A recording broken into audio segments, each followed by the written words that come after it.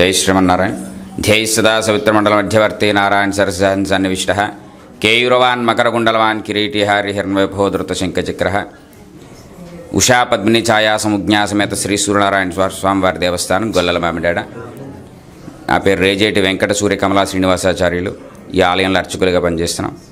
ఇక్కడ మనకి ఈరోజు భీష్మ ఏకాదశి సందర్భంగా స్వామివారి కళ్యాణోత్సవం జరుగుతుంది. అంటే సూర్యనారాయణ స్వామికి మాఘమాసం ప్రీతి, అట్లాగే విష్ణువుకి ఏకాదశి ప్రీతి కాబట్టి మాఘశుద్ధ ఏకాదశి భీష్మ ఏకాదశి కళ్యాణోత్సవం జరుగుతుంది. ఇక్కడ స్వామివారికి ఉదయాన్నే సుప్రభాత సేవ నుంచి మనకి కార్యక్రమాలు మొదలయ్యి స్వామివారికి విశేష అర్చనలు అట్లాగే భక్తులకు దర్శనాలు సౌకర్యం కల్పించారు. మనకి మధ్యాహ్నం నుంచి స్వామివారికి రథోత్సవం ప్రారంభమైంది. అట్లాగే సాయంత్రం మనకి 7 గంటలకు స్వామివారి కళ్యాణోత్సవం ప్రారంభమవుతుంది. ఈ విధంగా భక్తులకు ఎటువంటి ఇబ్బంది లేకుండా తగు కార్యక్రమాలు తగు చర్యలన్నీ కూడా మనకి డిపార్ట్మెంట్ వారు కావచ్చు, కమిటీ వారు కావచ్చు అందరూ తీసుకున్నారు. అట్లాగే మనకి ఉదయాన్నే ధ్వజారోహణ కార్యక్రమం మొదలైంది.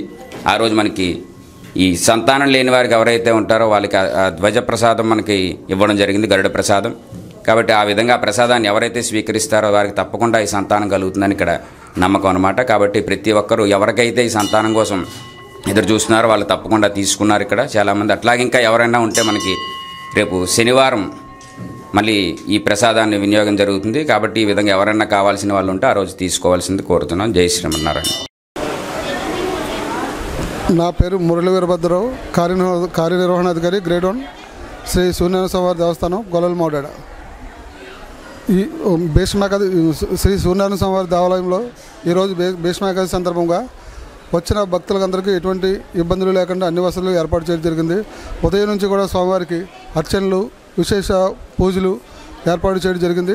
వచ్చిన భక్తులందరూ కూడా స్వామివారిని దర్శనం చేసుకోవడం జరిగింది. ఈరోజు మధ్యాహ్నం 1:30కి స్వామివారి రథయాత్ర కూడా చేయడం జరుగుతుంది. అదేవిధంగా సాయంకాలం 7 గంటలకి స్వామివారి కళ్యాణం అత్యంత వైభవంగా చేయటకు కూడా ఏర్పాట్లు చేయడం జరిగింది.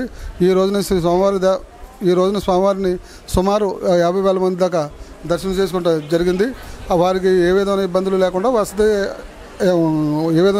అన్ని ఏర్పాట్లు చేయడం జరిగింది. వితరణ కూడా చేయడం జరిగింది. చిన్నపిల్లలకి పాలు, మంచినీళ్ళు, వాటర్ కూడా సప్లై చేయడం జరిగింది.